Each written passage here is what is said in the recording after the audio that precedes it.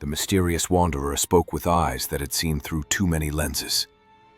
Rebecca Grant purchased the vintage camera at an estate sale in March, a Kodak Brownie from 1952, boxy and simple, with a cracked leather strap and a lens clouded by decades.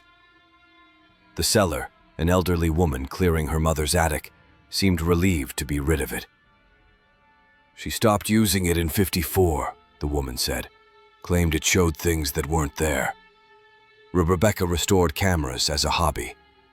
The Brownie cleaned up beautifully, and she loaded it with fresh 120 film, eager to test its capabilities. She took her first photograph on a Sunday afternoon, her apartment's living room, empty except for vintage furniture and morning light. When the film developed, Rebecca saw herself in the photograph, standing in the corner, facing the wall. She hadn't been in the frame. She'd been behind the camera. She checked the negative. The figure was there too, impossible to dismiss as a processing error. Rebecca appeared in her own photograph, captured from an angle she hadn't occupied. Curiosity overtook unease. She took more pictures. Her bedroom, and there she was again, sitting on the bed she'd been standing beside. The kitchen, herself at the table, head in hands. The bathroom, standing in the shower, fully clothed, staring at the drain. Each photograph showed Rebecca in locations she'd been, doing things she might have done, but hadn't. Not while taking the picture.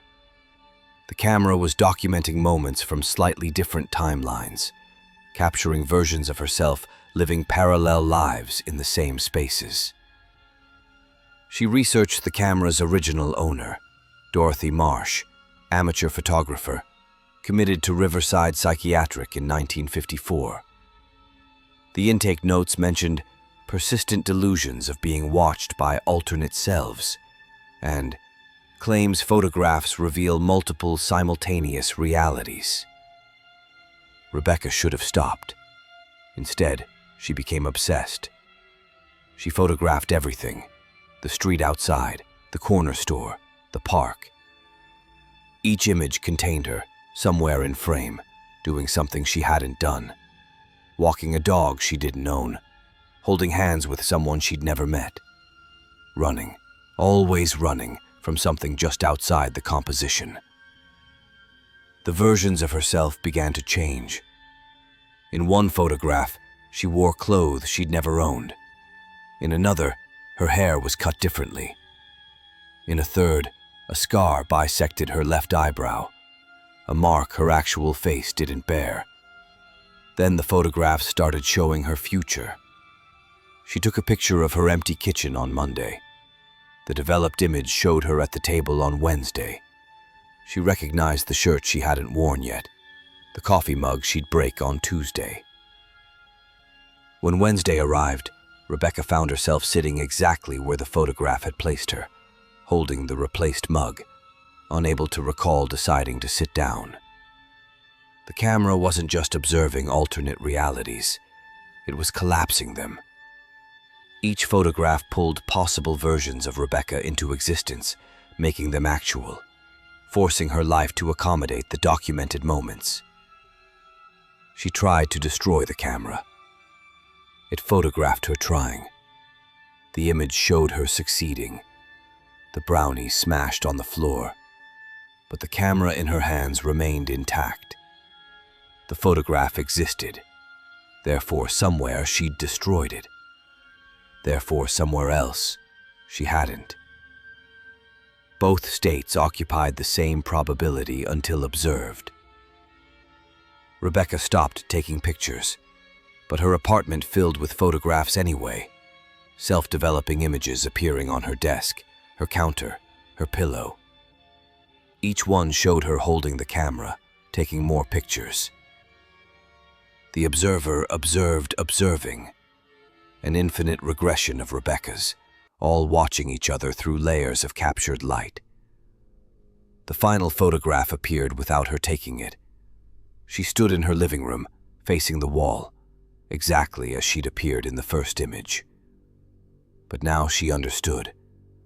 The camera didn't capture what was. It captured what would be, once you knew it could be. The mysterious wanderer produced an old photograph from his coat. It showed a woman standing in an empty room, a camera pressed to her face.